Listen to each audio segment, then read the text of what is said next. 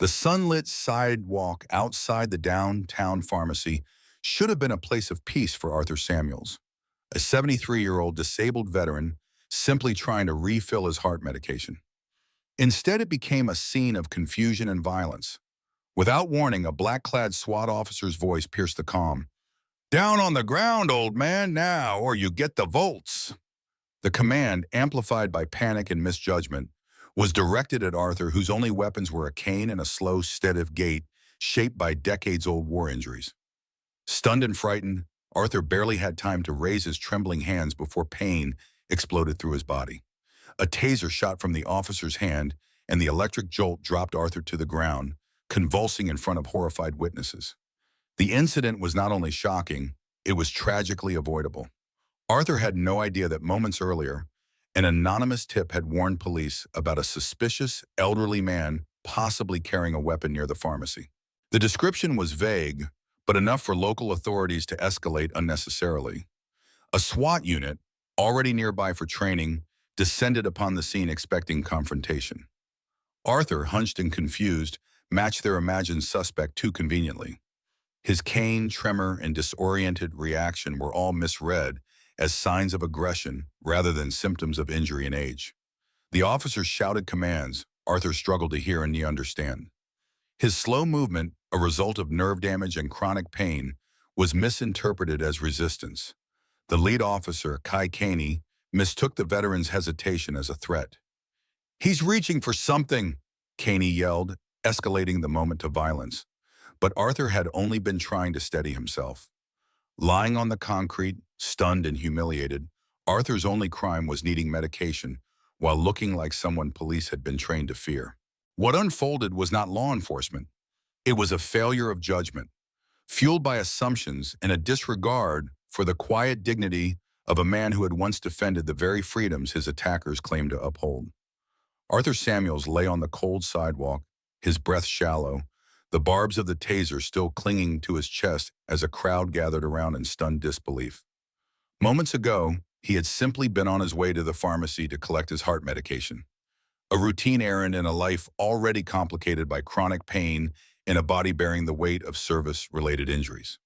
But now, in full public view, the 73-year-old disabled veteran was humiliated and treated like a dangerous criminal.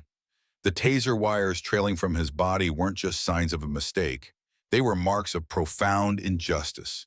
His limbs trembled not from fear, but from nerve damage sustained during years of honorable military service. The cane, now lying a few feet away, had been his support for over a decade, ever since a mission left him with limited mobility. And yet, that morning, Arthur was deemed a threat. Officer Caney, the young SWAT leader on edge from a vague, anonymous tip, had made a snap judgment based not on danger, but on misunderstanding. Arthur's confusion and slow response were interpreted not as signs of age or disability, but as resistance. His raised, trembling hand had been mistaken for a hostile action. Even after he collapsed, writhing from the electric shock, the officers continued their aggressive posture. They shouted commands, rifled through his coat, and searched his pockets with suspicion. They found no weapon, only a VA identification card, a prescription slip, and a folded note reminding him to take his medication. One patrol officer hesitated, holding up the ID and softly pointing out, "He's a veteran, disabled, according to this." But that revelation was dismissed almost immediately by Officer Caney with a wave of the hand and a curt, "Lots of people are veterans. Doesn't mean he's not dangerous to us." The public nature of the event only deepened the wound. Families, children, and bystanders stood on the sidewalk witnessing an elderly man be physically subdued without reason. Some shouted in protest, others simply watched in horrified silence. But none could stop what had already been set in motion. Arthur tried to speak, to explain that he had no weapon, that he was confused, not defiant, but his voice was hoarse and shaky. No one was listening. The weight of his service ribbons and sacrifice meant nothing in that moment. He was seen only as a problem to be neutralized. In those painful minutes, Arthur felt stripped not just of his dignity, but of his very identity. The crowd saw a disabled man on the ground. The officers saw a suspect. But Arthur was a soldier, a patriot, a human being who had faced real threats in battlefields far from home and had never imagined he'd be treated like this on the streets he once fought to protect. What happened to him wasn't just excessive force, it was public degradation of someone who had already given so much. As Arthur Samuels lay stunned on the concrete, his pride as bruised as his body, the murmurs of the crowd slowly rose to a buzz of disbelief and outrage.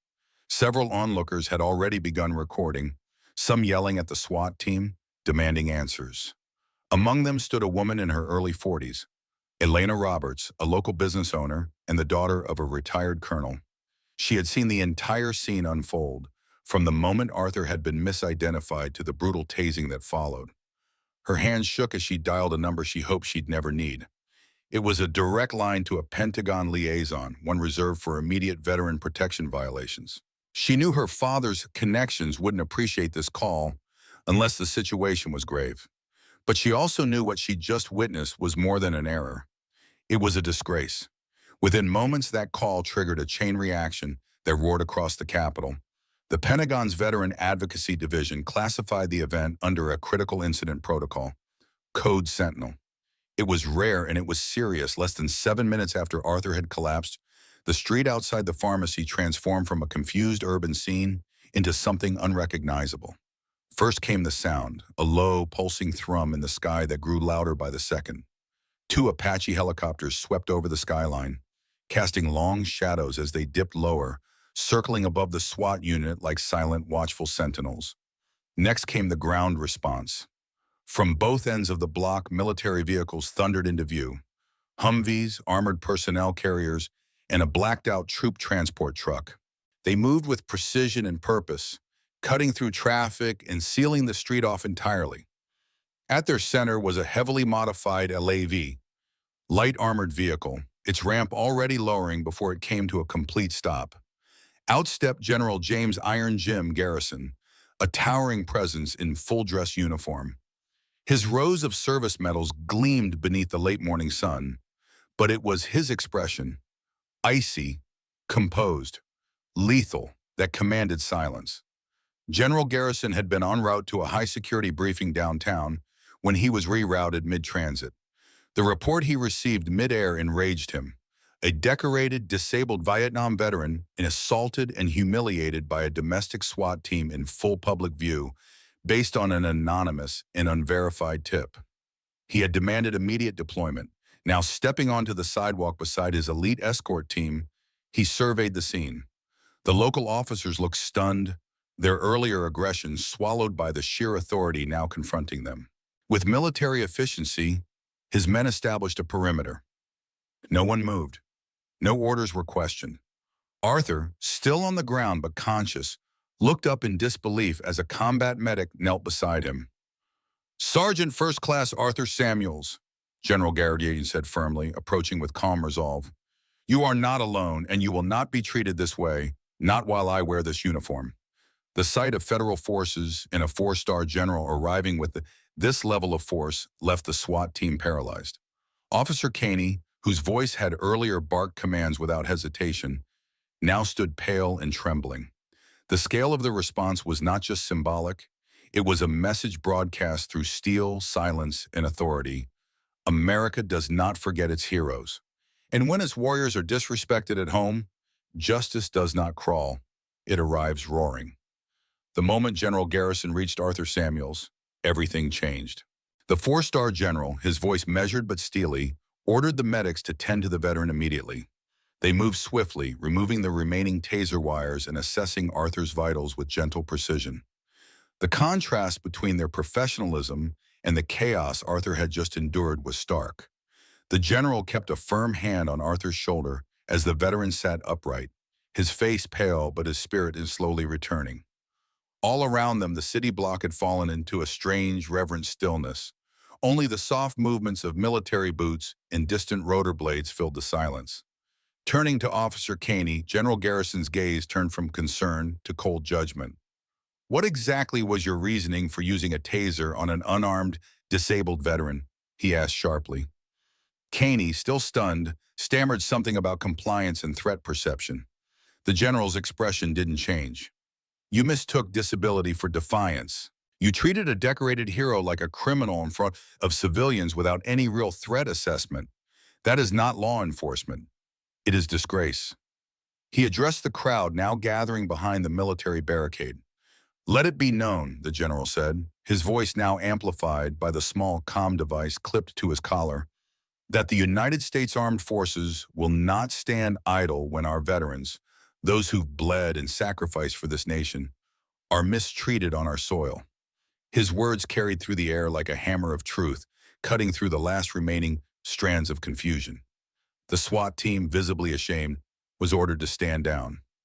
Officer Caney was placed on immediate administrative leave, his badge collected on the spot by a superior.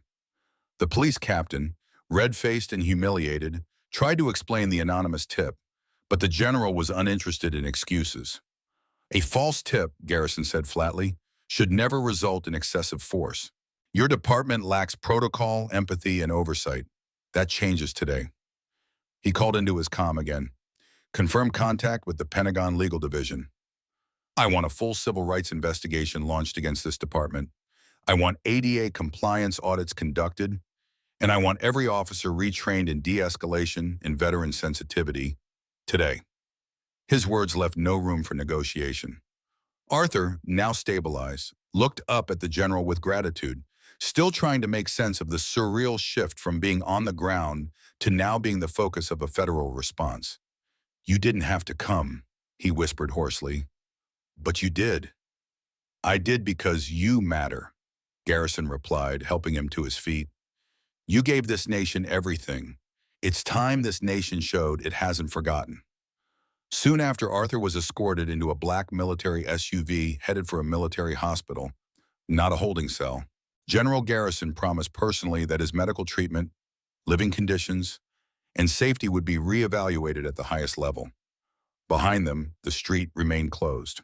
Military personnel began collecting evidence, while DOJ and Pentagon investigators arrived to begin interviews and seize security footage.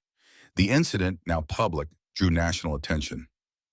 News outlets aired footage from witnesses, sparking a firestorm of debate over law enforcement behavior toward the elderly and disabled, especially veterans.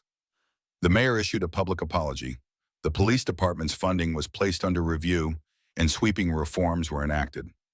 Officer Caney faced a formal federal investigation, and his actions became a cautionary tale at police academies across the country.